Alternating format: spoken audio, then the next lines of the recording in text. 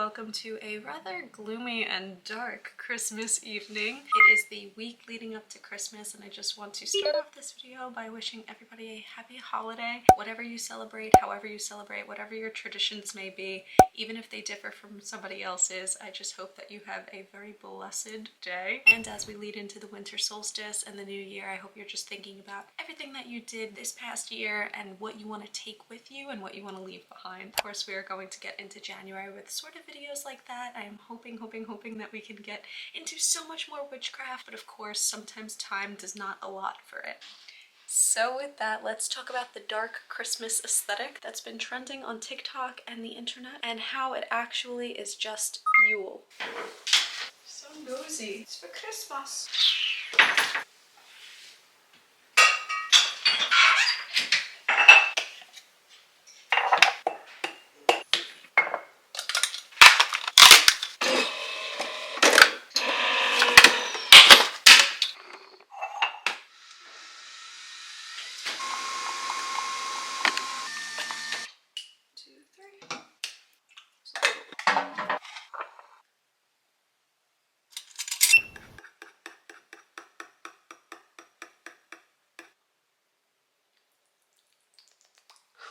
Yule, celebrated from December 21st to 22nd in the Northern Hemisphere and from June 21st to the 22nd in the Southern Hemisphere. Yule is the winter solstice, which is of course the longest night of the year. Today, the day that I'm filming this, is actually December 19th, and I am doing this because my video I post typically go up on Wednesdays. Wednesday is the 20th, the 21st would be Thursday, so you guys would kind of miss this whole shebang. After Yule, the nights get shorter and springtime approaches. Yule represents the promise of light and the rebirth of the sun. Use this time to honor the transformative energies of life and death and celebrate with family and friends. Coming from a pagan tradition, there's so many things that you can do during this time of year to kind of better your practice in witchcraft. And even if that's just slowing down and relaxing and kind of harboring in on these small little moments like this, lighting a candle, standing by your altar when you haven't in a while, dimming the lights, using your brain, using your hands to write the things that your mouth can't really push out, whatever chapter you need to close, whatever thing you want to leap forward to, it's in your hands. And that happens during Yule.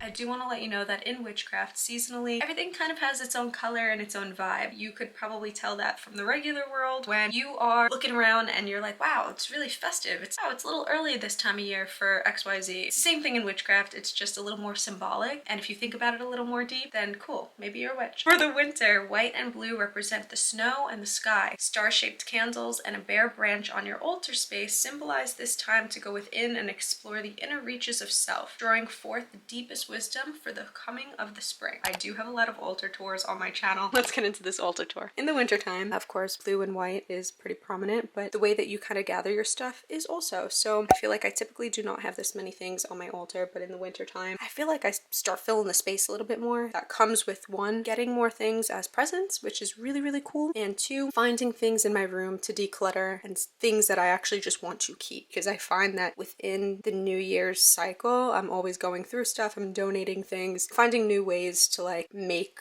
my space more my space. I have my protection jar. This was the first protection jar I ever made, and if you guys want to see this video, it is on my YouTube channel. Like I said, I have a lot of gifts on here, which is so incredible. My friend Daniela got this for me. It's a spooky little ghost, and she was like, I'll kill you if you light him. And I was like, okay, promise I won't. For some reason in me, I just want to see him with like a little sunken head. I think it'll be so cute, but I'm not gonna light him. My Halloween tin, and I think that I just keep this on here as an ode to the seasons past, and I feel like it went very fast. fast this year, so I just want to keep this as a memory. You guys see I like to decorate my altar space with old books, so that is exactly what you'll see right here. That little stick thing is called a hag torch. My friend Erica made it. I will link her Instagram and her witchcraft and her Reiki stuff in my description. She's so awesome. She makes like the coolest stuff. She actually also made this candle. She has like a shop called Arcane Magic. These are all of my grandmother's perfumes. I love animals. I love little teensy trinket ass things. I went over this entire thing about my old dog Rambo. If you want to see like this story time of how I acquired this and how I acquired that and how I acquired all of these things, you can watch my previous altar tours. I'm just very sentimental, and that's why majority of these things are here. My witch bell's on my bedroom door right now, as well as next to my bed, kind of over here. Last year we did a bunch of DIYs for Yule. The evil eye, I have a witch hat, and this is my emotional support bear. I got this in Las Vegas. He lays here and he looks like he's being sacrificed, but I swear he's not. That's some spells. This little candle thing I got in Portland, Oregon. It's a beeswax or something. This you have to light outside, or you would like, you just know. You don't have to light this outside, but for some reason in my brain, I just feel like if it's bigger than what I can kind of hold in my hand, I would like it to just be lit outside. This is my wand. I got this in Philly. It was basically like you choose the wand, and if the wand chooses you, then you could receive it. It was very cool. It was like a nice little experiment with this really older lady who runs this gemstone store on South Street with her husband. It's just been like such an incredible thing to watch my space evolve over time and watch what I feel like is the most practical.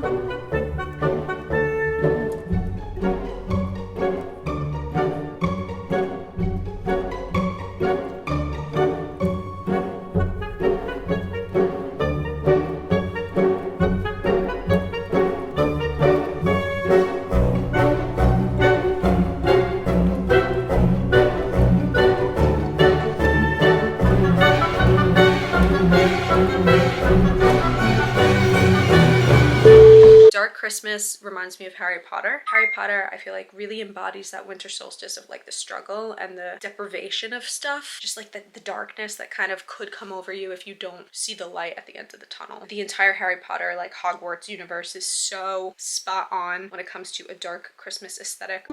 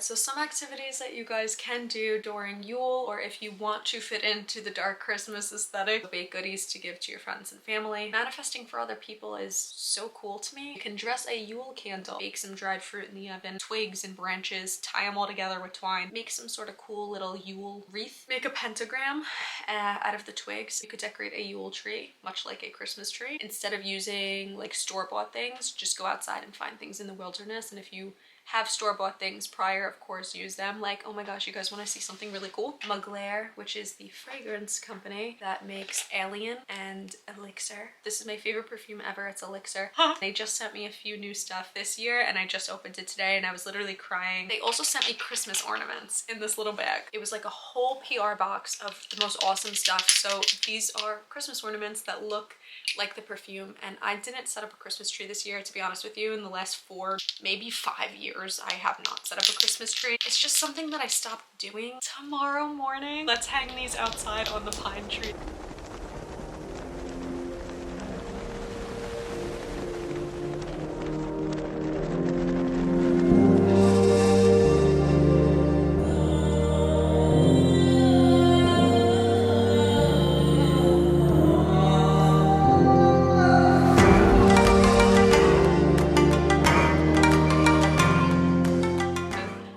was as enjoyable for you as it were for me. It hasn't been very wintry here, I'm gonna be honest with you. I live in New York City and I go through the woods every single day because I walk my dog through the woods, and we have such a great time. But it hasn't been so snowy, it hasn't been so anything, and it hasn't really felt quite winter. Hopefully all of these activities are able to make all of us feel a little more winter, a little more holiday and festive. Pine cone wishes. The ingredients you're going to need is a pen, a paper, and pine cones. You will write wishes and put them in a foraged pine cone. So go outside, find a pine cone, pick your favorite one, write down your little wishes, and when I say wishes, I mean like whatever you desire. Put them inside of the pine cone, and then you can burn this pine cone on the new year. Put it in a fire safe dish and burn it, or I guess go outside, campfire. If you have a fireplace, throw it in your fireplace. In blueberry, a rook and rose blend. A warm hug of green tea imbued with sweet blueberry and a touch of vanilla, like a scone in liquid form, inspired by the character of Tess in the Rook and the Rose trilogy by M.A. Carrick.